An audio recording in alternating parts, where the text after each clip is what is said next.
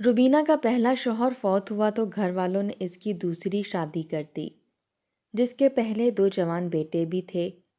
روبینہ ان سب کے سارے کام کرتی، لیکن جب اس کا شوہر رات کو گھر آتا تو اس کے بیٹے کہتے، اپنی بیوی کو بولو ہمارے کاموں کو ہاتھ مت لگایا کرے ورنہ اچھا نہیں ہوگا۔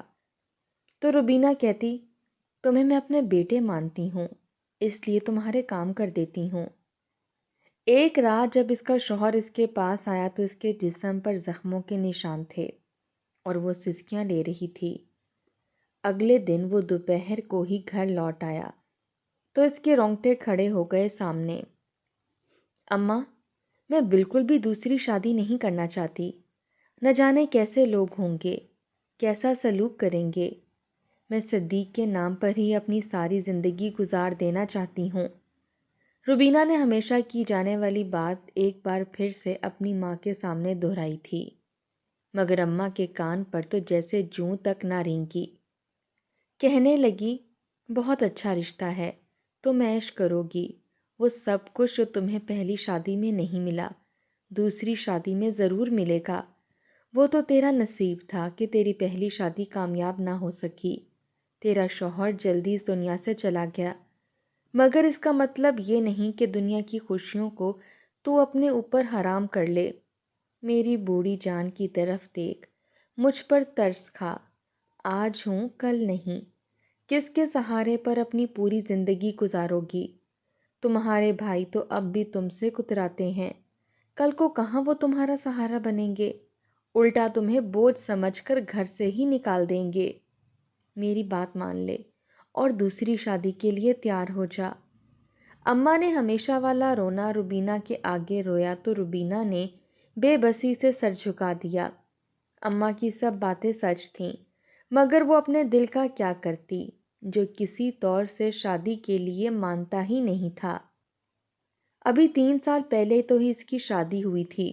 وہ صدیق کے ساتھ بہت زیادہ خوش تھی، اپنے نئے گھر میں اپنی مرضی سے سب کچھ کیا کرتی تھی، کوئی روک ٹوک کرنے والا نہیں تھا۔ محبت کرنے والا شوہر ہر وقت لاڈ اٹھاتا تھا، مگر 1.5 سال بعد وہ بیوہ ہو کر اپنے میکے آ گئی۔ سسرال والوں نے وہ گھر بھی چھین لیا جو صدیق نے اپنی محنت کی کمائی سے اپنے شریک حیات کے لیے بنایا تھا۔ جب صدیق نہیں رہا تو اس گھر کو لے کر روبینہ کرتی بھی کیا؟ وہ کسی کے سامنے سوالی نہیں بننا چاہتی تھی، اس لیے چپ چاپ سسرال کا وہ گھر چھوڑ دیا جہاں بے شمار یادیں بسی تھیں، اور اپنی ماں کے گھر آ گئی۔ اماں ہر وقت اس کے دکھ میں گھلتی رہتی تھی، جبکہ بھابیاں اسے دیکھ کر ہی منہ بنا لیتی تھیں۔ بنا کچھ کہے اس نے سارے گھر کے کام اپنے ذمے لے لیے تھے۔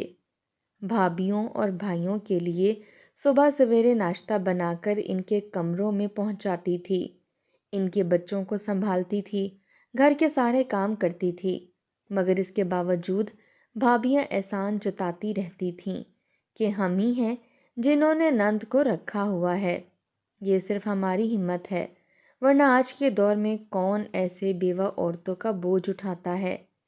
اسے اس کے سسرال میں پھینک دیتے ہیں، بھلے وہاں کچھ بھی ہو۔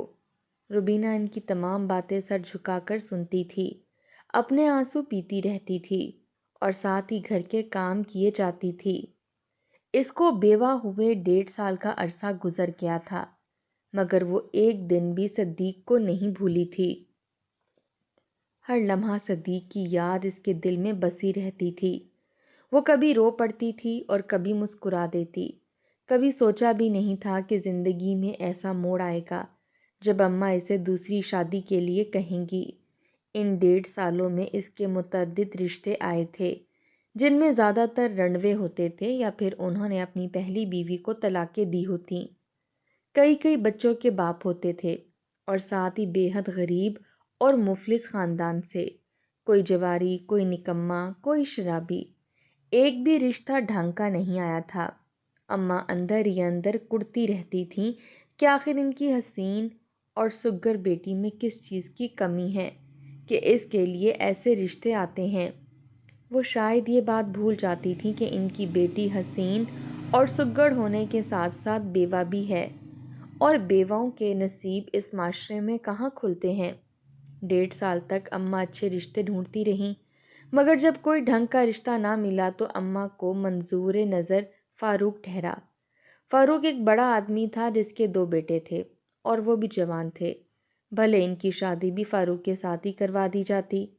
فاروق میں خوبی یہ تھی کہ وہ دل کا نرم تھا، کوئی نشہ نہیں کرتا تھا اور امیر آدمی تھا۔ بیٹے بھی اسے وقت نہیں دیتے تھے اور بیوی کی وفات کے بعد وہ بہت زیادہ تنہا رہ گیا تھا، اس لیے دوسری شادی کرنا چاہتا تھا۔ ماں کو یہ رشتہ بہت زیادہ پسند آیا تھا کیونکہ ان کے ہاں پیسہ بہت زیادہ تھا۔ فاروق نے خود ایک نظر روبینہ کو دیکھا تھا اور اس کا دیوانہ ہوا جا رہا تھا۔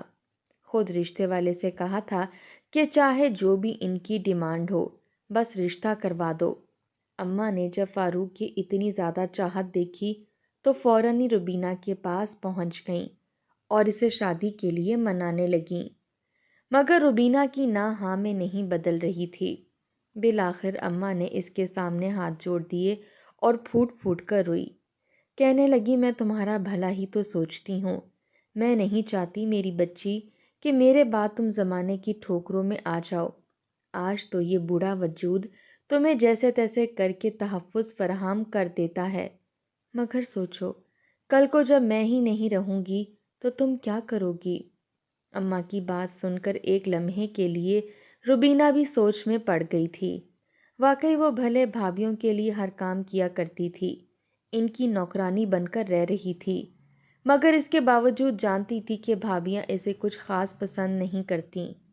ہر وقت ہی بھائیوں کے کان میں کوئی نہ کوئی ایسی بات ڈال دیتی تھیں کہ وہ بہن سے کبیدہ خاطر ہی نظر آتے تھے۔ اماں بھی اپنی بہوؤں کے مزاج سے خوب واقف تھیں، اس لیے بار بار بیٹی کو شادی کرنے کی صلاح دے رہی تھیں۔ وہ ایک دم اماں کے گلے لگ گئی اور زور زور سے رونے لگی۔ اماں، میں نے ایسی قسمت کیوں پائی ہے؟ میں تو ایسا نہیں چاہتی تھی کہ صدیق چلا جائے اور میں زمانے کی ٹھوکروں کو سہنے کے لیے تنہا رہ جاؤں۔ بھابھیوں کی بھی میں ہر طرح سے دلجوئی کرنے کی کوشش کرتی ہوں، گھر کے سارے کام کرتی ہوں، بچے سنبھالتی ہوں، ہمیشہ کوشش کرتی ہوں کہ انہیں شکایت کا کوئی موقع نہ ملے، لیکن وہ نہ جانے کیوں ہمیشہ مجھ سے ناراض ہی رہتی ہیں، کوئی نہ کوئی ایسی بات کر دیتی ہیں جس سے میرا دل بہت زیادہ دکھتا ہے۔ میرے ہر کام میں نقص نکالتی رہتی ہیں اور بھائی کو نہ جانے کون کون سی الٹی سیدھی باتیں بتاتی رہتی ہیں۔ کل ہی بھائی کو کہہ رہی تھیں کہ تمہاری بہن سبزی والے کی طرف ہنس ہنس کر دیکھ رہی تھی اور سبزی والا بھی تمہاری بہن کی طرف غور سے دیکھ رہا تھا۔ لگتا ہے اس کا چکر چل رہا ہے، ابھی بھی وقت ہے، اپنی بہن کو نکیل ڈال دو ورنہ ایسا نہ ہو کہ ہاتھ سے نکل جائے۔ یہ کہتے ہی روبینہ نے ایک بار پھر پھوٹ پھوٹ کر رونا شروع کر دیا تو اماں نے اس کے ماتھے پر ہاتھ رکھ کر کہنے لگیں، میں جانتی ہوں میری بیٹی کتنی پاک باز ہے، ان کی تہمتوں سے مجھے کوئی فرق نہیں پڑتا، مگر میرے بعد تمہارا کوئی سہارا نہیں ہوگا، اس لیے چاہتی ہوں کہ اپنی زندگی میں تمہیں محفوظ ہاتھوں میں سونپ دوں۔ اماں کی بات روبینہ کے دل کو لگی تھی اور اس نے دوسری شادی کے لیے ہاں کر دی۔ اماں تو جیسے ہتھیلی پر سرسوں جمانے بیٹھ گئی تھیں۔ فوراً فاروق کے گھر والوں کو بلا لیا، سادہ سی رسم میں روبینہ کا نکاح کر کے اسے رخصت کر دیا۔ روبینہ صدیق کو بھلا نہیں پائی تھی، مگر پورے دل سے فاروق کو قبول کیا تھا اور اپنی نئی زندگی کے سپنے آنکھوں میں سجائے پیا دیس آ گئی تھی، مگر نہیں جانتی تھی کہ یہاں نئے امتحانات اس کے منتظر ہوں گے۔ فاروق ایک اچھا شوہر ثابت ہوا تھا، اس نے روبینہ کے ساتھ کبھی بھی زور زبردستی نہیں کی تھی۔ روبینہ نے خود ہی گھر کے تمام کاموں کا ذمہ اپنے سر پر لے لیا تھا اور کہا تھا کہ وہ اس کے بیٹوں کا خیال رکھے گی۔ فاروق نے اسے منع کرنے کی کوشش بھی کی تھی، مگر روبینہ نے یہ کہتے ہوئے اسے چپ کروا دیا کہ یہ دونوں اب میرے بیٹوں کی طرح ہیں۔ فاروق اس پر کچھ بول نہ سکا، البتہ اس نے بیوی کے جذبے کو خوب سراہا جو اس کی اولاد کو بھی اپنی اولاد کی طرح مان رہی تھی۔ فاروق صبح کام پر جاتا اور شام کو واپس آتا تھا، کبھی کبھار تو آدھی رات بھی ہو جاتی۔ فاروق کے بیٹے زیادہ تر فارغ ہی رہتے تھے، وہ نہ کوئی کام کرتے تھے اور نہ ہی پڑھائی کرتے تھے۔ روبینہ انہیں اتنا فارغ دیکھ کر حیران رہ جاتی۔ اسے تو 4 دن بھی فارغ نہیں رہا گیا تھا۔ اس نے گھر کے کام سنبھال لیے تھے تاکہ خود کو مصروف رکھ سکے۔ وہ کیسے لوگ تھے جو پورا دن بس کھاتے پیتے اپنے کمرے میں موج مستی میں گزارتے اور ایک طرح کی روٹین سے بوریت کا شکار بھی نہیں ہوتے تھے۔ بہرحال روبینہ ابھی ان کے معاملات میں دخل اندازی نہیں کر سکتی تھی، اس لیے چپ رہی۔ جو بھی وہ کرتے یہ روبینہ کا مسئلہ نہیں تھا، اسے بس اپنے شوہر کے دل میں جگہ بنانی تھی اور اپنے گھر میں اپنی حیثیت مضبوط کرنی تھی، جہاں وہ اپنی پوری زندگی گزارنے والی تھی۔ شروع میں گھر کے چھوٹے موٹے کام ہی روبینہ کے ذمے تھے۔ اسے ناشتہ بنا کر کھانا تیار کرنا پڑتا، برتن دھونا، جھاڑو دینا اور کپڑے دھونا ماسی ہی کرتی تھی۔ روبینہ کی کوئی اور مصروفیات نہیں تھیں اور نہ ہی کوئی بچہ تھا جس کے ساتھ وہ اپنا دل بہلا سکتی، اس لیے اس نے ماسی کو منع کر کے گھر کے کام شروع کر دیے تھے۔ وہ اپنے بیٹوں کا ناشتہ خود بنا کر ان کے کمرے میں پہنچاتی، ان کے کپڑے استری کرتی اور دھوتی، ہر طرح سے ان کا خیال رکھنے کی کوشش کرتی اور کمروں کی صفائی بھی کرتی۔ مگر ایک شام جب وہ سب ڈائننگ ٹیبل پر بیٹھے کھانا کھا رہے تھے، بڑے بیٹے نے پلیٹ اٹھا کر زمین پر دے ماری اور اپنے باپ سے کہا، ابا جان، اپنی بیوی کو سمجھا دیجئے کہ ہمارے کاموں کو ہاتھ نہ لگایا کریں ورنہ اچھا نہیں ہوگا۔ فاروق نے غصے سے اسے دیکھا اور کہا، اپنا رویہ ٹھیک کر لو ورنہ مجھ سے برا کوئی نہیں ہوگا۔ بیٹا غصے سے بھونتا ہوا اپنے کمرے میں چلا گیا۔ روبینہ نے چھوٹے بیٹے کی طرف دیکھا اور کہا، میں تم لوگوں کو اپنا بیٹا مانتی ہوں، اس لیے تمہارے سارے کام کر دیتی ہوں، اور گھر میں فارغ رہ کر میں کیا کروں؟ چھوٹے بیٹے نے قہر بھری نظروں سے روبینہ کی طرف دیکھا اور کہا، انسان کے لیے بہت ساری مصروفیات ہوتی ہیں، بہتر یہی ہے کہ ہماری جاسوسیاں کرنے کی بجائے آپ ان مصروفیات میں اپنا فارغ وقت گزاریں اور ہمارے کام نہ کریں۔ آئندہ میں بھی نہ دیکھوں کہ آپ میرے کمرے میں آئی ہیں یا میرے کپڑے دھو رہی ہیں یا استری کر رہی ہیں۔ پاپا، جو ماسی ہم نے رکھی ہوئی تھی اسے دوبارہ رکھ دیں، کم از کم وہ ہمارے کمروں میں تو نہیں گھستی۔ چھوٹا بیٹا بدتمیزی کر کے چلا گیا۔ روبینہ نے بھرائی آنکھوں سے فاروق کی طرف دیکھا اور کہا، میں تو چاہتی ہوں کہ گھر کا ماحول اچھا ہو، اس لیے ان سب کے کام کرتی ہوں، مگر نہ جانے یہ کیا سمجھتے ہیں، میں ان کی کوئی جاسوسیاں نہیں کر رہی، اور میں نے ان کی جاسوسیاں کر کے کیا کر لینا ہے؟ فاروق نے اسے تسلی دی اور کہا، میں ان سے بات کروں گا، اور پھر گھر کا ماحول ٹھیک ہو گیا۔ پتہ نہیں فاروق نے اپنے بیٹوں سے بات کی تھی یا نہیں، لیکن اب انہوں نے فاروق کے سامنے روبینہ کو برا بھلا کہنا چھوڑ دیا تھا۔ کافی دن سکون اور خیریت کے ساتھ گزر گئے، مگر ایک رات روبینہ اور اس کا شوہر اپنے کمرے میں بیٹھے ہوئے تھے۔ فاروق روبینہ کے قریب ہوا تو اس کا دل دھک سے رہ گیا۔ روبینہ کے جسم پر جگہ جگہ زخموں کے نشان تھے، اس کے بازو پر نیل پڑے ہوئے تھے اور ٹانگوں پر بھی، گردن پر بڑے سرخ نشان تھے اور کمر بھی ایسے تھی جیسے کسی نے لاٹھیوں سے مارا ہو۔ فاروق حیران ہو کر کہنے لگا، روبینہ، تمہارے جسم پر یہ نشان کیسے آئے ہیں؟ ایسا لگ رہا ہے جیسے کسی نے تمہیں بہت مارا ہو۔ روبینہ نے بکھلائی آواز میں کہا، آج میں سیڑھیوں سے گر گئی تھی اور مجھے کافی چوٹ لگی تھی، دوا لگانے والا کوئی نہیں تھا اس لیے نشان نہیں گئے۔ اس نے بروقت بات بنا لی تھی، مگر فاروق کو کچھ غیر معمولی لگا۔ وہ اس کے جھوٹ کو مان بھی لیتا اگر روبینہ اس وقت سسکیاں لے کر نہ رو رہی ہوتی، اور تقریباً ہر تیسرے چوتھے دن وہ ایسے سسکیاں لے کر رویا کرتی تھی۔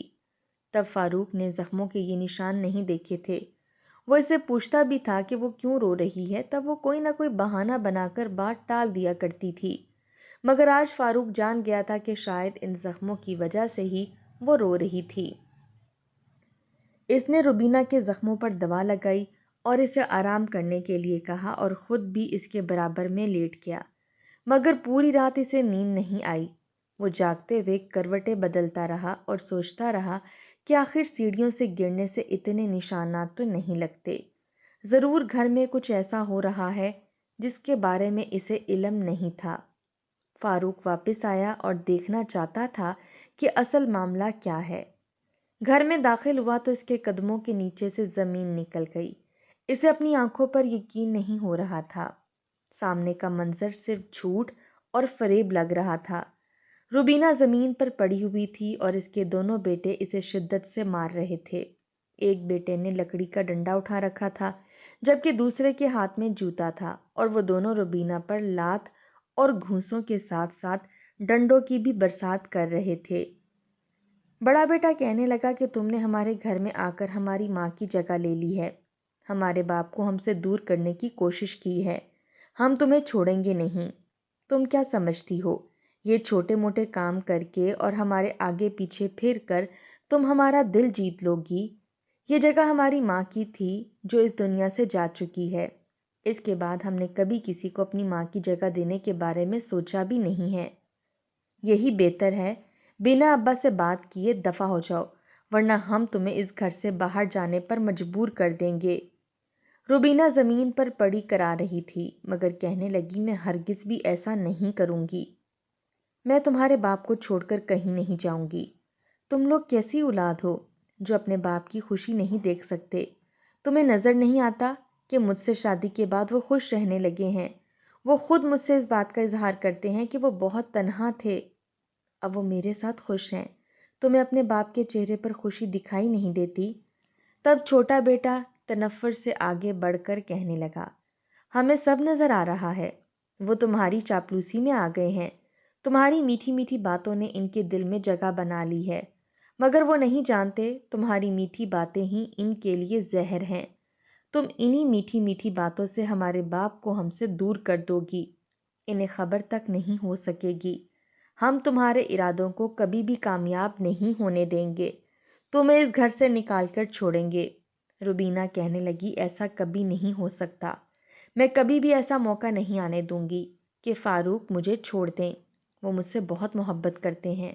آج میں انہیں سب سچ بتا دوں گی کہ تم لوگ میرے ساتھ کیا سلوک کرتے ہو۔ بس بہت ہوا، میں اب تمہارا دل جیتنے کی کوشش نہیں کروں گی، بلکہ تمہارے باپ کے سامنے تمہاری سچائی رکھ دوں گی۔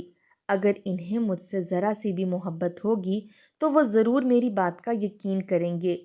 اگر تم نے ابا کو شکایت لگانے کی کوشش کی تو ہم سے برا کوئی نہیں ہوگا، ویسے بھی وہ تمہاری بجائے ہماری بات کا یقین کریں گے، تمہیں تو پوچھیں گے بھی نہیں۔ ہم ان کی اولاد ہیں، تم تو غیر عورت ہو، ابھی کچھ عرصہ ہوا ہے تمہیں ان کی زندگی میں آئے ہوئے، وہ کیوں تمہارا یقین کریں گے؟ بڑا بیٹا آگے بڑھ کر روبینہ کا منہ دبوچنے لگا تو اسی وقت فاروق اندر داخل ہو گیا۔ بس کر دو تم دونوں اور دفع ہو جاؤ میرے گھر سے۔ خبردار اگر تم نے میری بیوی کو ہاتھ لگانے کی بھی کوشش کی تو مجھ سے برا تمہارے لیے کوئی نہیں ہوگا۔ تم لوگ اولاد ہو یا سانپ ہو، میں نے کیا کچھ نہیں کیا تمہارے لیے، اور تم میری ایک ذرا سی خوشی برداشت نہیں کر سکے۔ اس عمر میں بھی میں محنت کرتا ہوں، تمہارے لیے کما کر لاتا ہوں، اور تم سارا دن یہاں پر گھر میں موج مستیاں کرتے رہتے ہو، لیکن میں نے پھر بھی تمہیں کبھی نہیں کہا، کبھی نہیں ڈانٹا، یہ سوچ کر کے کہ تم دونوں کی ماں نہیں ہے، تم دونوں اس کی کمی کو محسوس نہ کرنے لگو، اور یہ نہ سوچو کہ ماں کے بعد باپ بھی ہمارا نہیں رہا۔ مگر اب تو تم لوگوں نے حد ہی کر دی ہے، نہ خود کبھی مجھے وقت دیا، اور اب اگر میری زندگی میں ذرا سی خوشی آئی ہے تو وہ تم لوگوں سے برداشت نہیں ہو رہی۔ فاروق نے روبینہ کے پاس بیٹھتے ہوئے اسے سہارا دیا اور کھڑا ہونے میں مدد کی۔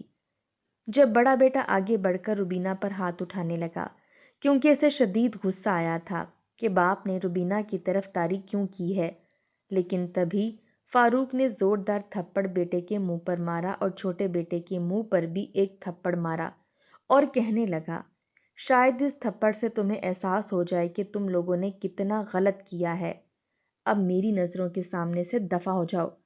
فاروق روبینہ کو لے کر کمرے میں گیا اور کمرے میں آنے کے بعد روبینہ کو ڈانٹنے لگا، کہنے لگا، کاش تم نے ذرا سا مجھ پر اعتبار کیا ہوتا اور مجھے میرے بیٹوں کی اصل حقیقت بتائی ہوتی تو آج یہ نوبت ہی نہ آتی۔ روبینہ رونے لگی اور کہنے لگی، میں آپ کی زندگی میں ابھی ابھی تو آئی تھی، ابھی سے آپ کی زندگی میں فساد ڈالنا شروع کر دیتی، آپ کے بیٹوں کو شکایتیں لگاتی اور انہیں آپ سے اور آپ کو ان سے بدزن کر دیتی۔ وہ لوگ مجھے غلط سمجھتے۔ میں چاہتی تھی کہ پیار محبت سے ان کے دل جیت لوں۔ فاروق نے ایک دم روبینہ کو اپنے گلے لگا لیا اور کہنے لگا، یہ لوگ سمجھیں نہ سمجھیں، لیکن اب میں تمہیں ان کے پاس تنہا نہیں رہنے دوں گا۔ ان لوگوں کے لیے الگ گھر کا انتظام کرتا ہوں، یہ لوگ وہیں پر رہیں گے۔ کچھ دن بعد فاروق نے بیٹوں کے لیے الگ گھر کا انتظام کر دیا، مگر بیٹے اچانک آ گئے اور فاروق روبینہ کے قدموں میں گر گئے اور روتے ہوئے معافی مانگنے لگے۔ کہنے لگا، ابا ہمیں معاف کر دیں، ہم نے واقعی آپ کے ساتھ زیادتی کی، آپ کی ذرا سی خوشی کو برداشت نہیں کیا، اور امی جان آپ بھی ہمیں معاف کر دیں۔ فاروق نے تو منہ پھیر لیا تھا، جبکہ ان کے منہ سے اپنے لیے امی کا لفظ سن کر روبینہ خوش ہوئی۔ فوراً ہی دونوں بیٹوں کے سر پر پیار سے ہاتھ رکھا اور کہنے لگی، مجھے تم لوگوں سے کوئی گلہ نہیں ہے، بس اپنے ابا کو منا لو۔ وہ دونوں ہی فاروق کے گلے لگ گئے۔ فاروق نے روبینہ کی طرف دیکھا، جس نے اتنا بڑا دل کرتے ہوئے اس کے بیٹوں کو معاف کر دیا۔ بیٹوں کو دور بھیجنے کا دل تو اس کا بھی نہیں کر رہا تھا، بس روبینہ کے لیے یہ فیصلہ کیا تھا۔ اور اب جب روبینہ نے انہیں معاف کر دیا تو اس نے بھی اپنے بچوں کو گلے لگا لیا اور خدا کا شکر ادا کیا، جس نے وقت رہتے انہیں بڑے نقصان سے بچا لیا اور ان کے گھرانے کو ایک مکمل خوبصورت گھرانے میں بدل دیا۔